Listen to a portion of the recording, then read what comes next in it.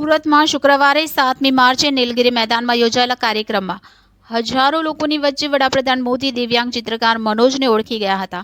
બે હાથ ન હોવા છતાં પગ અને મોઢાની મદદથી અદ્ભુત પેઇન્ટિંગ બનાવતો ચિત્રકાર રામ મંદિર અને મોદીનું પેઇન્ટિંગ બનાવી લાવ્યો હતો, જેને જોઈ મોદીએ કાફલો રોકાવ્યો હતો અને ચિત્ર મંગાવી તેના પર ઓટોગ્રાફ આપ્યો હતો. સાથે સિક્યુરિટીને કહ્યું હતું કે કાર્યક્રમ પૂર્ણ થયા બાદ મનોજ તેને મળવા આવે.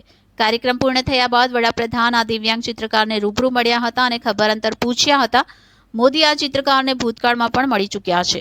ત્યારે મોદી સાહેબના આ કાર્યક્રમમાં દિવ્યાંગ ભાઈને ચેક આપવાનો કાર્યક્રમ ભાજપ કાર્યાલય ખાતે રાખવામાં આવ્યો હતો, જેમાં સુરત મહાનગરપાલિકા ભાજપ દ્વારા દિવ્યાંગ ભાઈ મનોજને 1 લાખનો ચેક અર્પણ કરવામાં આવ્યો હતો. તો સુરત ભાજપ કાર્યાલય તરફે દિવ્યાંગને આર્થિક સહાય કરવામાં આવી છે. પીએમ મોદી દિવ્યાંગ મનોજની પેઇન્ટિંગને બિરદાવી હતી. ત્યારે દિવ્યાંગ મનોજના બંને હાથ ન હોવા છતાં અયોધ્યા પર પીએમની પેઇન્ટિંગ બનાવી હતી. લિંબાયતમાં આયોજિત કાર્યક્રમમાં પીએમ મોદી આવ્યા હતા. લાખોની ભીડમાં દિવ્યાંગ મનોજ પેઇન્ટિંગ લઈને ઊભો હતો. પીએમ મોદીની નજર પડતા કાફલો અટકાવી દિવ્યાંગની પેઇન્ટિંગ પર સહી કરી અભિનંદન પાઠવ્યા હતા. ત્યારબાદ પીએમ મોદીએ દિવ્યાંગ મનોજને બોલાવી મુલાકાત કરી હતી. ત્યારે ભાજપ દ્વારા દિવ્યાંગ મનોજ વધુ આગળ વધે તેવા સાહિત્ય લેવા માટે 1 લાખનો ચેક અર્પણ કર્યો હતો.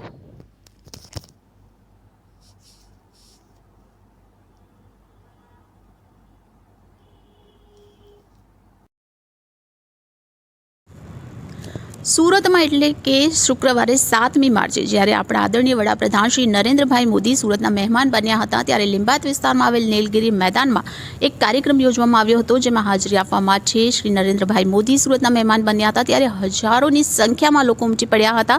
વડાપ્રધાનશ્રીનું અભિવાદન કરવા માટે એક રોડ શો યોજવામાં આવ્યો હતો, જેમાં પણ હજારોની સંખ્યામાં લોકો તેમની એક ઝલક જોવા માટે ઉમટી પડ્યા હતા. ત્યારે આ હજારોની સંખ્યામાં એક એવા દિવ્યાંગ વ્યક્તિ જેઓ ફક્ત મોઢાથી અને પગથી ચિત્ર બનાવે છે, એવા ચિત્રકાર મનોજભાઈને નરેન્દ્રભાઈ મોદી હજારોની સંખ્યામાં ઓળખી ગયા હતા. એમને પર્સનલી બોલાવ્યા હતા. એમના ચિત્રનો વખાણ કર્યું હતું, જે ચિત્ર રામ મંદિર પર બનાવવામાં આવ્યું હતું.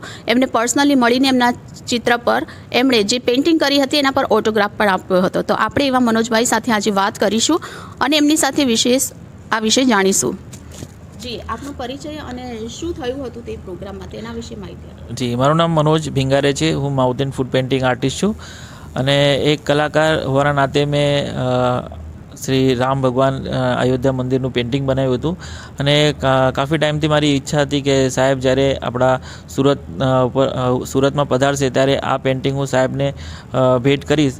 તો 7મી માર્ચે જ્યારે લિંબાયત વિસ્તારમાં જે મોટી સભાનું આયોજન થયું હતું, ત્યારે સાહેબના રોડ શોમાં અમે જ્યારે પંડાલમાં ઊભા હતા, ત્યારે મેં પેઇન્ટિંગ સાહેબને બતાવ્યું અને સાહેબનું ધ્યાન જ્યારે પેઇન્ટિંગ ઉપર ગયું અને સાહેબ જોતાં જ ઓળખી ગયા, કારણ કે લગભગ 2 થી 3 વખત પહેલાં પણ હું સાહેબને મળી ચૂક્યો છું અને મારા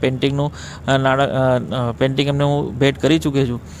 તો સાહેબે એ પેઇન્ટિંગ ઉપર ઓટોગ્રાફ આપ્યા અને પ્લસ કમાન્ડોને કહીને મને બેકસ્ટેજ મળવાની માટે વ્યવસ્થા પણ કરી આપી. તે બદલ હું સાહેબનો ખૂબ ખૂબ આભાર વ્યક્ત કરું છું કે તેમણે મારી પેઇન્ટિંગની સરાહના કરી અને મારા આ નાનકડા કલાકારની કદર કરી. અને સાહેબ જ્યારે મને મળવા માટે આવ્યા ત્યારે તરત આવીને મારું નામ પુકાર્યું અને મને ભેટી પડ્યા. તો એ વખત હું ખૂબ જ ખુશ થઈ ગયો અને બહુ મને ખુશી થઈ. અને એટલા માટે જ મને આજે અહીંયા બીજેપી ભવનમાં સન્માનિત કરવામાં આવે છે. CR પાટીલ અને સંગીતાબેન પાટીલ અને ભાજપના કાર્યકર્તા તરફથી આજે મને 1 લાખ રૂપિયાનો ચેક આપીને સન્માનિત કર્યો છે, જેથી હું આગળ અમારું આ કાર્ય સારું એવું કરી શકું અને આ જ ફિલ્ડમાં આગળ વધું એવી શુભેચ્છા મને પાઠવી છે. તો આ સન્માન જે મળ્યું છે તેના માટે હું મારું જે કાર્ય છે એનામાં હું 4 ગણી મહેનત કરીને હજી આગળ વધવાનો પ્રયત્ન કરીશ. કેટલા વર્ષોથી તમે આ પેઇન્ટિંગ કરો છો અને તમને આ પેઇન્ટિંગની પ્રેરણા કેવી રીતે? હું 15-17 વર્ષથી આ પેઇન્ટિંગનું કાર્ય કરું છું. હું જ્યારે નાનો હતો 10 વર્ષનો, ત્યારે એક બસ અકસ્માતમાં મારા બંને હાથ જતા રહ્યા. ત્યાર પછી મેં નક્કી કર્યું કે મારું જે જીવન છે હું કઈ રીતના ચલાવી શકીશ. તો મેં મારા પગને જ હાથ બનાવીને મારું જે દૈનિક કાર્ય છે એ પગેથી કરવાનું ચાલુ કર્યું. પગેથી જમવાનું, પગેથી માથું ઓળાવવાનું, પગેથી લખવાનું, મોઢેથી લખવાનું, પગેથી કોમ્પ્યુટર ચલાવવાનું, આ દરેક વસ્તુ મેં મારા જાતે કરવાનું મેં પ્રેક્ટિસ કરી અને અત્યાર સુધી મને આ દરેક કાર્યમાં મને સફળતા મળી છે. તો આ જ રીતે હું પેઇન્ટિંગ કરીને મારું કાર્ય કરું છું. અને આજે સુરત મહાનગર તરફથી તમને જે 1 લાખનો ચેક અર્પણ કરવામાં આવ્યો છે, પ્લસ હજારોની જનમેદ વચ્ચે વડાપ્રધાનશ્રીએ તમારા વખાણ કર્યા, તમને ભેટી પડ્યા, કેવો અનુભવ રહ્યો, શું લાગે છે તમને? જ્યારે અમે ત્યાં ઊભા હતા ત્યારે મને એવું લાગતું નહોતું કે સાહેબ સુધી આ વસ્તુ પહોંચશે, પરંતુ અત્યાર સુધી ઘણા બધા સેલિબ્રિટીઓને હું મળ્યો છું, પરંતુ સાહેબ તરફથી જે પહેલેથી સાહેબને દિવ્યાંગો પ્રત્યે બહુ મોટી સહાનુભૂતિ છે, કારણ કે એમણે જ જે પહેલાં દિવ્યાંગો માટે શબ્દ યોજાતો હતો એ કાઢીને દિવ્યાંગ શબ્દ લાવ્યા છે.